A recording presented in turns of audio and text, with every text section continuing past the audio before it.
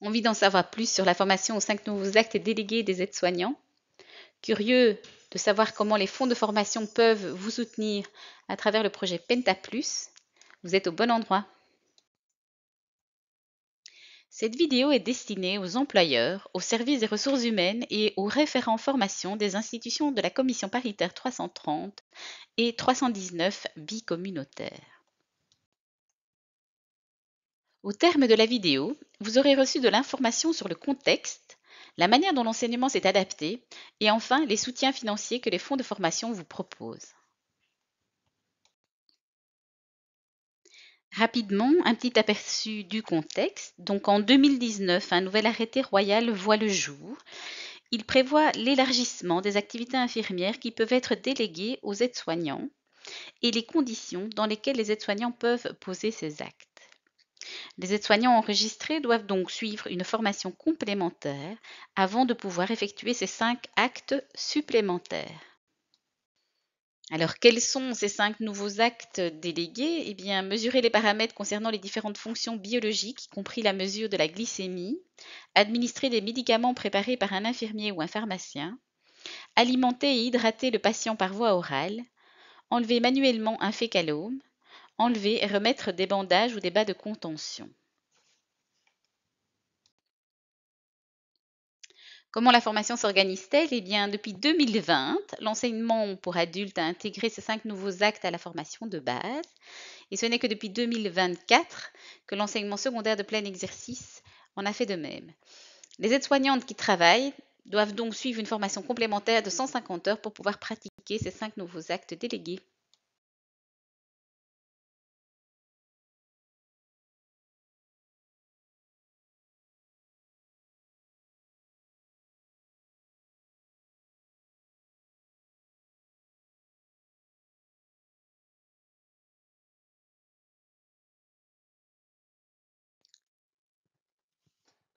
Quelques hautes écoles et l'enseignement pour adultes ont très vite réagi et ils ont mis en place une formation complémentaire pour permettre aux aides-soignants de pouvoir pratiquer ces 5 nouveaux actes. Au niveau de l'enseignement, les dossiers pédagogiques parlent de période. Alors, une période couvre 50 minutes.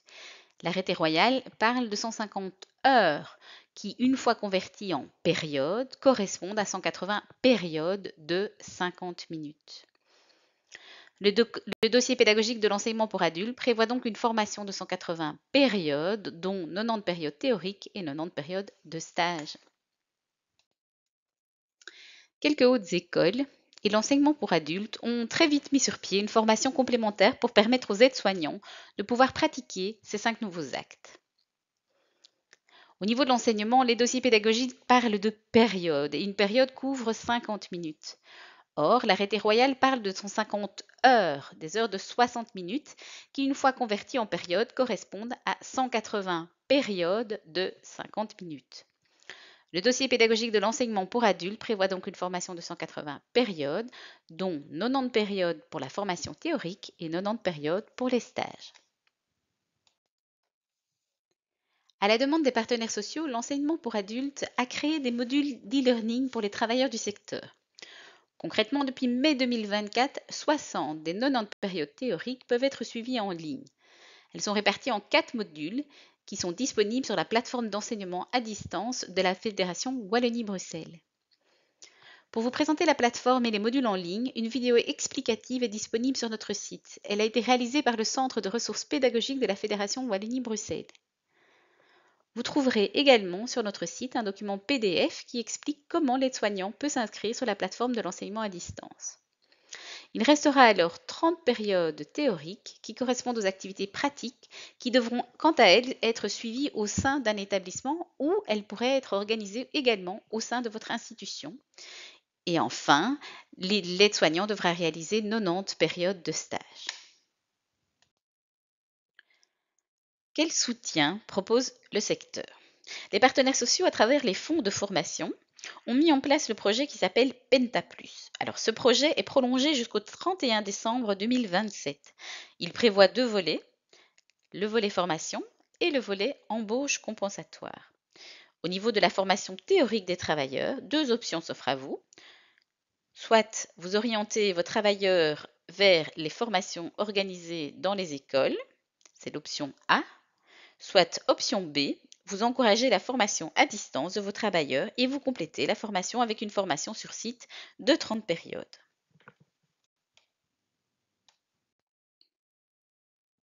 Revenons à l'option A, le remboursement des frais d'inscription.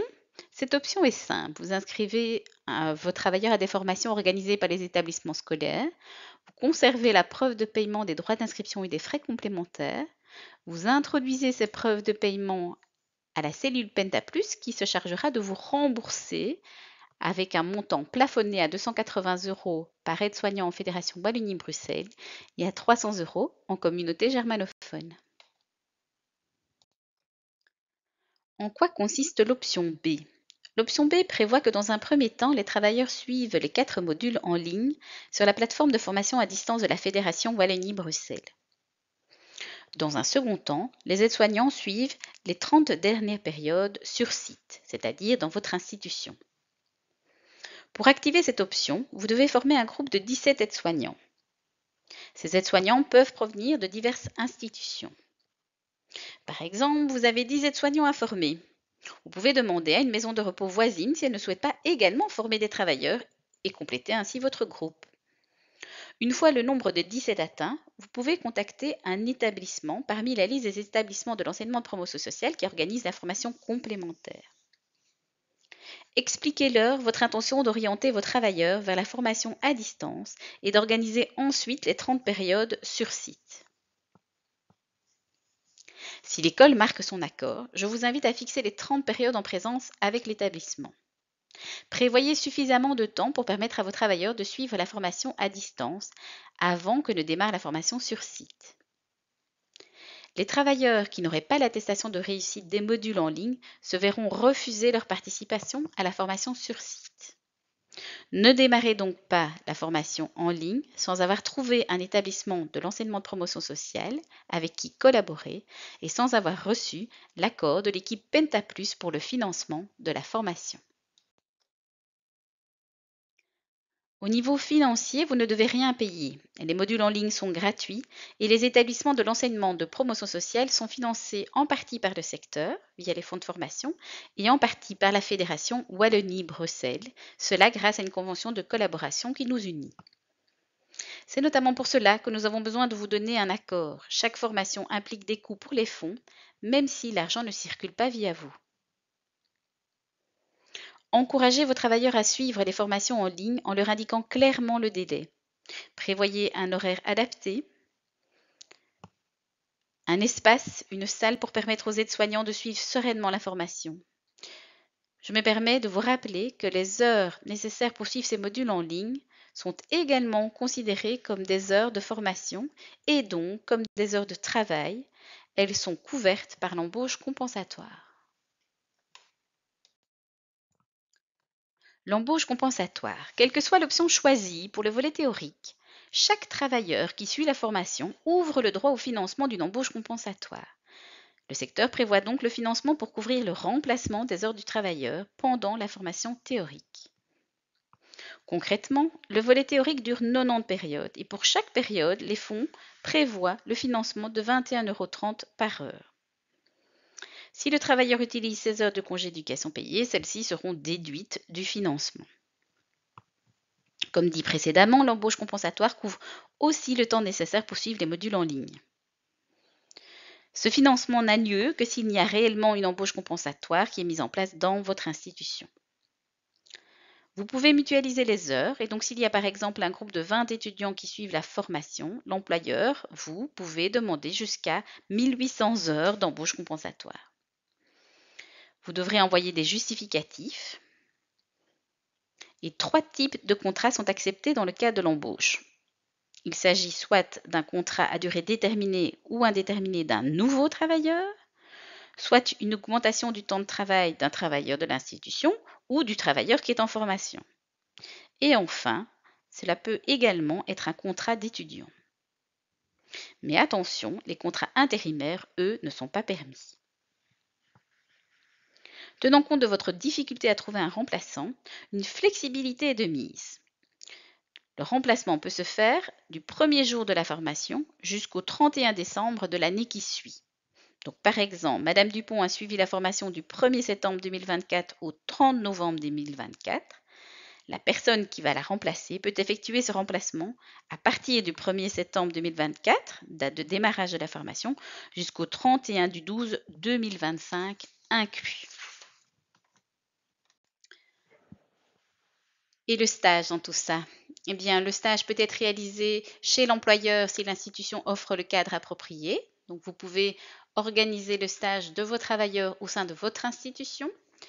Et je me permets de vous rappeler que l'embauche compensatoire ne couvre pas la durée du stage. Nous voulons donner une chance à tous les travailleurs de se former.